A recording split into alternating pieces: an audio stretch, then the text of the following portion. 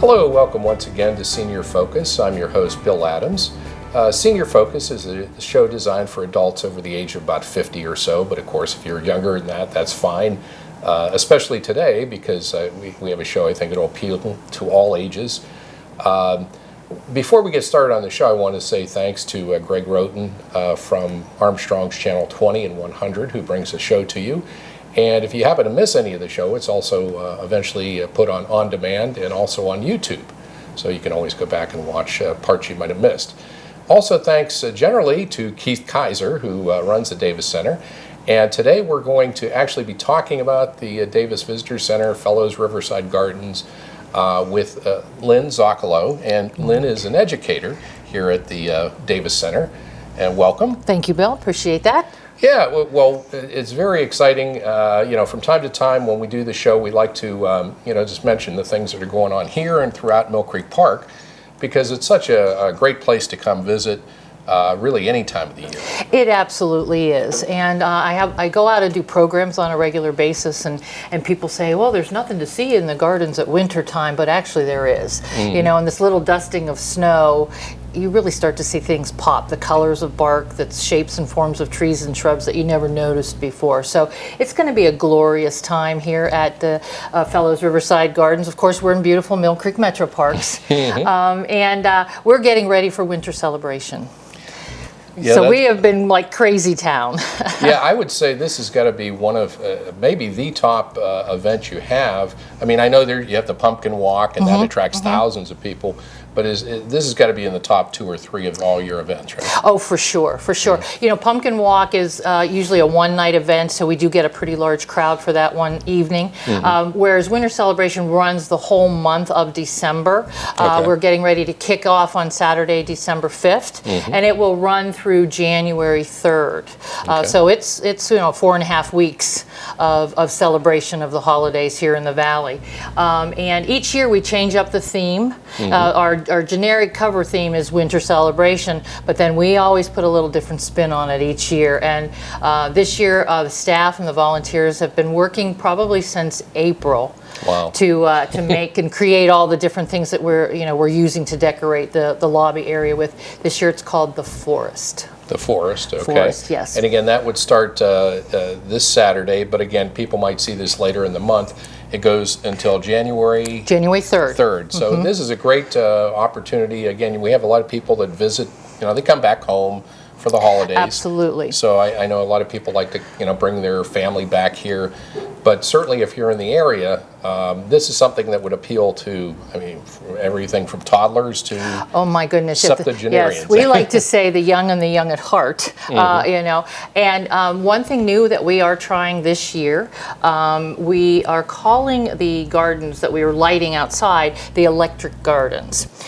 So we've partnered with Edison Lighting, landscape lighting, and they've come in and they've done wrapped some of the trees and put up arches and stuff for us. And then the staff's been working very hard to add lighting out in the gardens as well. So what we're going to do for the electric garden is every Saturday and Sunday in December and the first weekend in January, we're open till 8 p.m. Okay. So we're open late until 8 on the Saturdays and Sundays in December and that first weekend in January, so that, like you said, families that are visiting from out of town can come down and visit, can see the Davis Center all decked out and sparkling, and then go out into the electric garden. And of course, with the early evenings now, it gets dark by 5. It does. About. So you're going to have 3 hours or more of absolutely, darkness. Absolutely. So we hope that will, spread the crowd out a little bit throughout the month. Because last couple years we've had winter nights, which have been 3 Sundays, and the crowds have increased each Sunday. We thought, well, let's go ahead and offer it now 2 nights, and we'll do all the weekends in December and that first one in January. So we're curious to see how it works out and stuff. But I think it's going to be something that it's going to help any of our visitors create good memories.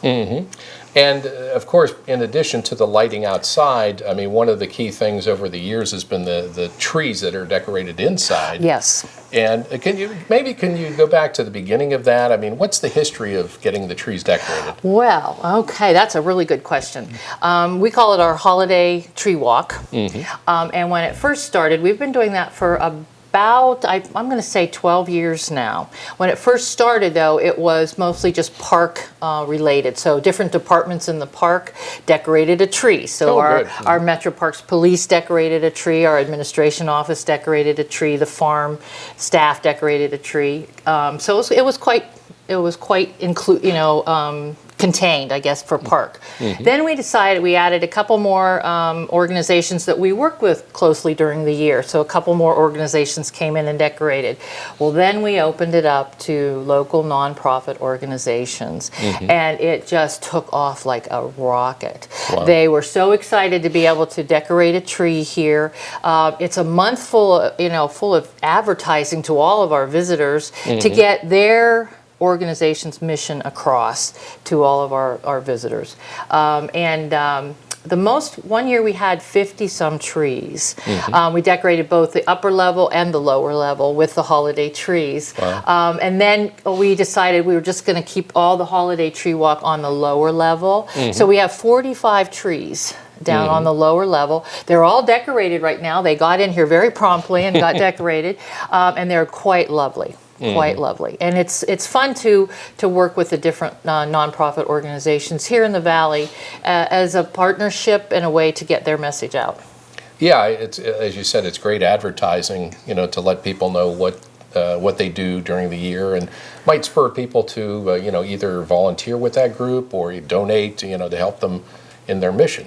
Oh, absolutely. And I have found in working with the people from the organizations, Bill, that there are organizations I was not aware of, so it's a learning experience as well, and as you're walking through and you see all the lovely decorations and all the time and energy that people have spent in creating them, and you're like, I never knew this organization existed. So it is a good way to make people more aware that your organization is here, has a presence in the Valley and what they do.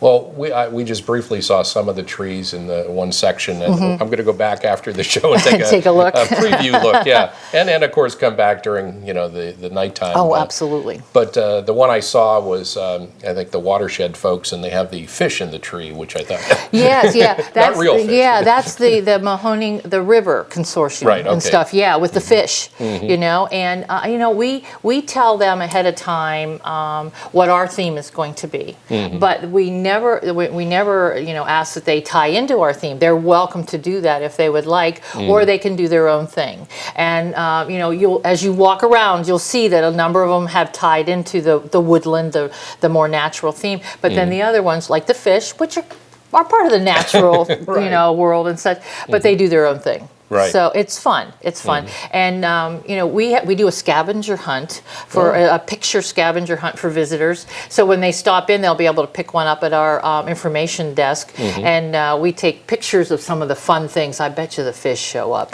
on the scavenger hunt. So you've already given them a clue. Well, that sounds like something that again, if you brought children along, they might be very interested in. And again, I'm thinking, for the folks who are watching, if you're a grandparent. What a great activity that would be to bring your grandson or granddaughter. Oh, and you know what, Bill? You have to see our eagle's nest. Oh.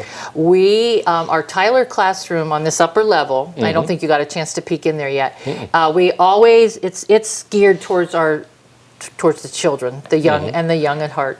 And this year it's called At the Top of the Tree. And we have a full-sized, life-size eagle's nest. Wow. It's an 8-foot eagle's nest. Well, that's as big as the table. It's as big as the table. And you can walk into it so you can get a sense of what it would be like to be in an eagle's nest. And then we borrowed from our Ford Nature Center 2 taxidermied bald eagles that have actually been in the park for a long time. I think I heard somewhere about 75, 80 years these taxidermied animals have been with us. And they're beautiful. They're beautiful. And then we have a display board in there. The average wingspan of an eagle is 8 feet across. So we have a display board with an eagle on it with its wings out that the little ones can stand right up next to see how long, their arm span compares to the eagle. It's cool. I mean, that's neat? I mean, because that's not something you see every day, is it? Right. And there will be additional, little eagle facts here and there and stuff. So when you go in, you're actually going to learn a little bit about the eagles, the bald eagles. We have a bald eagle's nest here within the park and such. So, and those magnificent birds were almost extinct. Sure. So again, another lesson.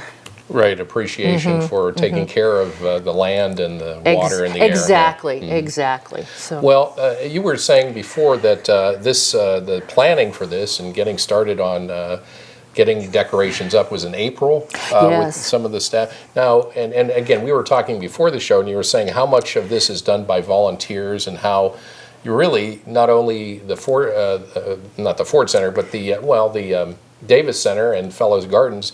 And the whole park couldn't operate without volunteers. We couldn't. No. They give us the power that makes everything go. From just, a monthly event to a big event like Pumpkin Walk or Winter Celebration. The volunteers are vital to making all that happen.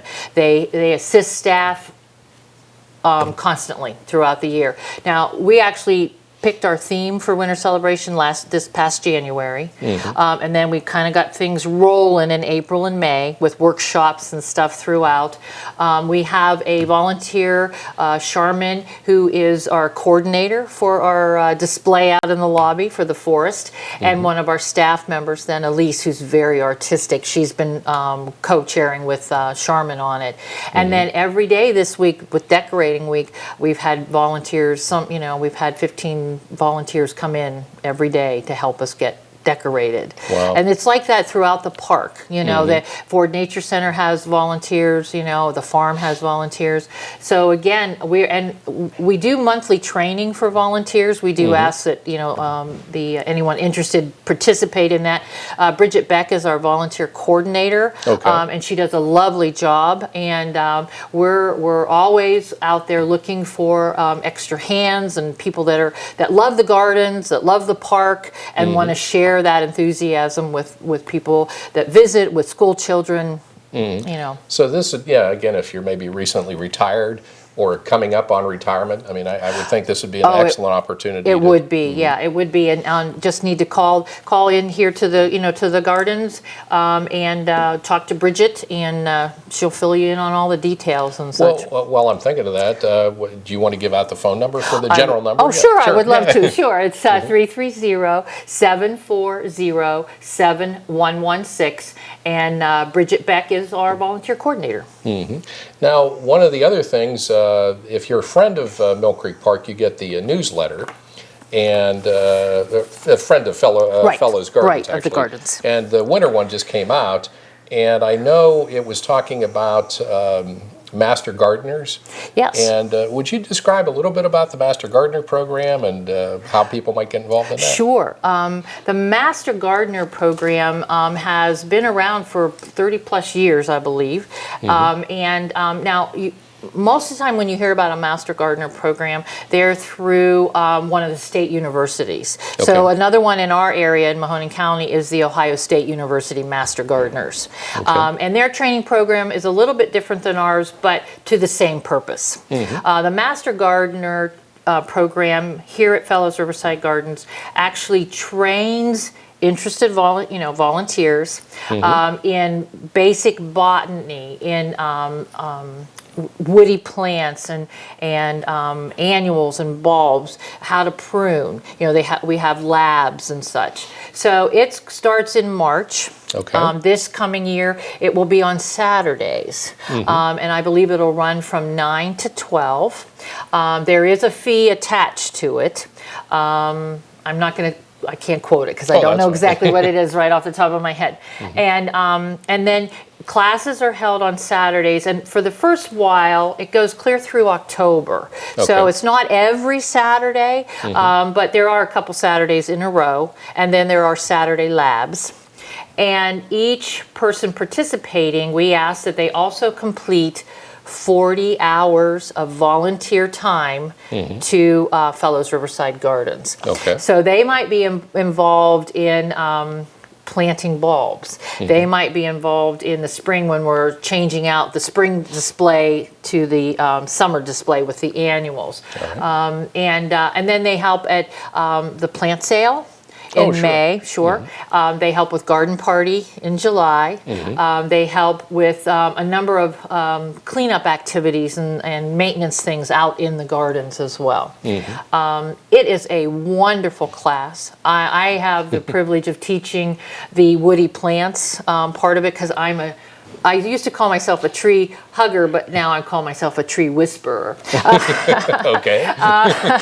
And such. But I love my woody plants. I love the trees and shrubs. And you know, when you have this beautiful garden classroom outside, it's the easiest thing to teach. The easiest thing to share your enthusiasm with is to get them outside into the garden. So it's a lot of hands-on stuff. It's it's a lot of lecture time and notes. There is a test at the end. Oh boy. Multiple choice. Multiple choice and open book. Okay. So you should be good. And then in October, usually at the end of October, we have a celebration banquet where they're awarded their Master Gardener pins and their certificates and stuff, and we just celebrate their accomplishment and then hope that they will continue to volunteer here at Fellows Riverside Gardens. Yeah, if I'm not mistaken, I think there are over 400 that have gone through over the years. So that's a good size group of people. It really is. It really is. And when you're with that group of people, you know, for that long, over 6 or 7 months, you do create a cohesiveness and a friendship with people and stuff. And then you're more apt to come back and volunteer because you know some of the people that you're volunteering with. So it's a win-win all the way around. And like I said, volunteers are so important to us here at the garden. So the Master Gardener class is one way that we can continue to cultivate good volunteers. And in addition, you have classes throughout the year for the general public. We do. And I know you have some things coming up. You want to talk about the glass mosaic? And well, we do have a glass mosaic class coming up, and that's actually this coming Tuesday. So I don't know when this will air, but this coming Tuesday. And then we have a boxwood tree class centerpiece coming up next Thursday. Okay. Mandy Smith, who is our education manager here at Fellows Riverside Gardens, she is the shaker and mover with all the adult classes and the public classes and such like that. But Mandy had a baby, so she's off on maternity leave. So I've inherited this a little bit and such. So can we look here and see the glass mosaic? And winter-themed glass mosaic with Barb. Create a holiday tree, snowflake, snowman, creative with your own design. So I don't know anything a lot about it. I'm sorry to tell you. The boxwood tree I can cover, but not that one. Well, and then in addition, beyond that, closer to Christmas is the you have a thing for wreath making and the holiday centerpieces. Yeah, so. And Marie, who does some of our centerpieces and such for us, she's very talented floral arranger, and you'll walk out of there with a masterpiece when you come to one of Marie's classes. And Debbie, who does our boxwood tree, again, another very talented floral designer. Staff does teach some of our classes for the general public and for the little ones, but then we also do have outside instructors that come in to help us out.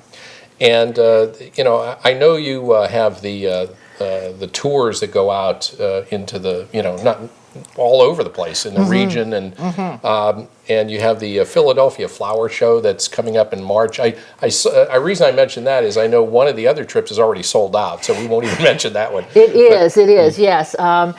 Sometimes they just sell out really, really quickly. I'm Sure. looking forward to this one in Philadelphia because I've actually marked it off on my calendar because I would like to go. The Philadelphia Flower Show is like the premier flower show across the United States. And the last time we took a bus trip there was in 2008. And it was a wonderful, wonderful time. The flower show, actually, they change their theme up each year. I haven't heard what it is this coming year. But we have a committee of volunteers with some staff people that are working to put all the details together. So I would think with by the beginning of January, we'll probably have the details in place so that we can start to get the word out and see if people would love to travel with us. And again, if people are interested in that, they can call the gardens Yes. here and find out more as that becomes. Well, one of the things I think I saw that's planned is you're going to go to Longwood Gardens. Which is outside of Philadelphia. Yes. And my sister lives in that area, so I've been there. Okay. So, this is, that brings us back to what a jewel you have here, because for a city our size, Fellows Riverside Gardens, you just don't find that in every town. I agree. I mean, you can go to other cities in Ohio and you don't find something of this quality. I agree. I think we are a diamond in the valley, a hidden treasure. It always makes my heart smile when I do go out and do programs for organizations. One of the first questions I ask is, how many have been to Fellows Riverside Gardens? And most of the time, I get at least 75-80% of the people who have been there or been here to visit and such, which is awesome. But then I always run into that one or two people that have never been here and they've lived here all their lives. What else I enjoy too, Bill, is the stories that people tell me when I'm out and about their childhood and how they grew up in the park and just their memories. And you can just hear the joy in their voice when they're telling you these stories. I ran into a gentleman that his grandpa was one of the very first park rangers. Oh, wow. In the park, and they had to ride their bicycle around to different check-in points, so that the administration knew that they had checked in at different points, and eventually they got them a horse to do that. Is that right? So you run into stories. I run into two ladies that actually knew Elizabeth Fellows. Oh, wow. So I got some insight, about Elizabeth from them. And such. So it's just so many people, I think, have such fond memories of the park, of Fellows Riverside Gardens, that it's almost like we're family, and that when their family comes from out of town to visit, like you mentioned, like for the holidays and stuff, they do bring them here. It's just a way to help the younger generation understand the connection that the older generation has. Well, with this being the first year of the lighting up the outside, I mean, you could imagine that the young children, maybe 3, 4, 5, 6 years old, this is going to be their memory. I think so. I mean, and think about that, in 50 years or 60 years when they're older, they'll look back on this year. Yeah, I think you're right. And we have lit the gardens a little bit in a couple past 3 years and such, but this year we're trying to really step it up a little bit. So we're going to have some laser lights out in the gardens and some music as well out in the gardens and such. So I think you're right. I think it's going to be a part of new memories for families. Well, we only have a few minutes left, but I wanted to also mention that there's a series of not only educational classes, but things designed to keep you healthy. Yes. A lot of those, you have yoga in the gardens, and We you just do. want to talk a little bit about that? Or? Sure. We offer different types of yoga, and we also offer Tai Chi. The yoga classes, I think it's quite lovely when the weather cooperates and they can go out into the gardens. So they'll either go out into the gazebo or the Kitson Pavilion, and I can't imagine a more serene or relaxing atmosphere than to be out in the gardens during the yoga. Otherwise, if weather doesn't cooperate, because I like to say that Mother Nature always wins. So no matter what we do here, Mother Nature has the last and final say. But they're either in the radius room on the lower level or the gallery sometimes. So the setting again lends itself to that serenity. The Tai Chi classes on Wednesdays have been very popular with visitors and such. We have some. Well, just so people know, if they don't know what Tai Chi is, it's a series of slow movements, but it's designed, I think, for balance. It is. It is. It is, and such. And we also we offer one called chair to mat yoga, which so maybe for a person who's a little bit not sure they want to do full yoga and stuff, this will get you into a chair so you can sit and be comfortable and learn the different motions and stuff and movements, and then eventually work your way down to the mat and such. So it's kind of a beginner's class. Right, so you don't have to be a great athlete or gymnast. Exactly. Or like I have artificial knees, so it's hard for me to kneel down and everything, so that would work perfectly for someone who might have that same health issue or challenge, I guess I want to say, and stuff.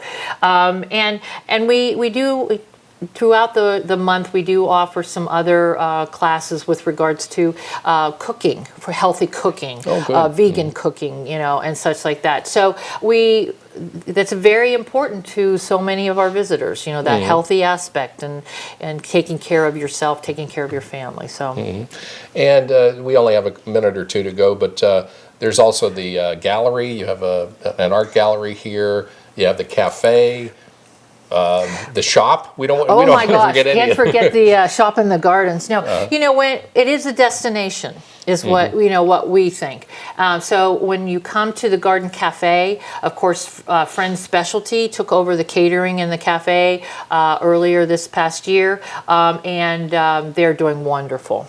They are all about sustainability, using local growers, local produce, organic and stuff. They're doing a lovely job.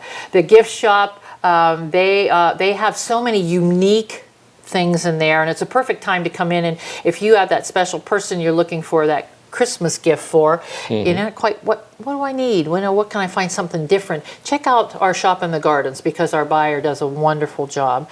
The gallery has a beautiful exhibit right now of botanical illustrations from the Hunt Gallery, which is in Pittsburgh. Now those displays in the gallery, the Weller Gallery, they usually change about every 5 to 6 weeks, and usually the themes are horticultural or botanical or environmentally related and such. And in here in the library, wonderful resource books, reference books and stuff. Now behind you, we have some purple poinsettias. Really look nice with your shirt and tie. Now poinsettias don't come in purple, so those are spray painted, just so people know. And they actually have a little glitter on it, which they don't grow with glitter on it either, But there's also a tree behind us that is a yarn bomb tree. And we have a group here that meets every other Friday called the Loose Knit Group. Oh, that's cute. And it's a group of ladies that come in, and it's a social thing. They crochet, they knit, and they chat. They visit with each other and stuff. So when it came time to decorate a holiday tree, I said to them, have you ever heard of yarn bombing? And some of them had, and some of them hadn't. So I was showing them pictures and everything, because they even did it in Washington, D.C., right in front of the Capitol building. Oh, I didn't know. And stuff. And I showed them, they said, we could do that. So this is their yarn bomb tree that they did for us here for the winter celebration. So the forest is out in the lobby, and then when you come into the library, it's a little bit more fun and whimsical with our yarn bombing tree. So there's plenty to see. There's plenty to see. You can spend time here. Weather permitting, I would say be sure and get out into the gardens. We'll have lights on during the day, so if it's kind of a cloudy gray day, you'll still be able to see the lights and such. But there's so many other wonderful things to see. Things that when the leaves are on all the plants that you can't really see, like the structure, the shape, the form and stuff like that. There's some really cool plants out there with twisted branches and stuff and everything. Really cool. And then of course come back and see the electric garden in the evenings, because that's going to pop. Well, thanks, Lynn. We've been talking with Lynn Zocalo. She is the educator here with Fellows Riverside Gardens at the Davis Visitor Center.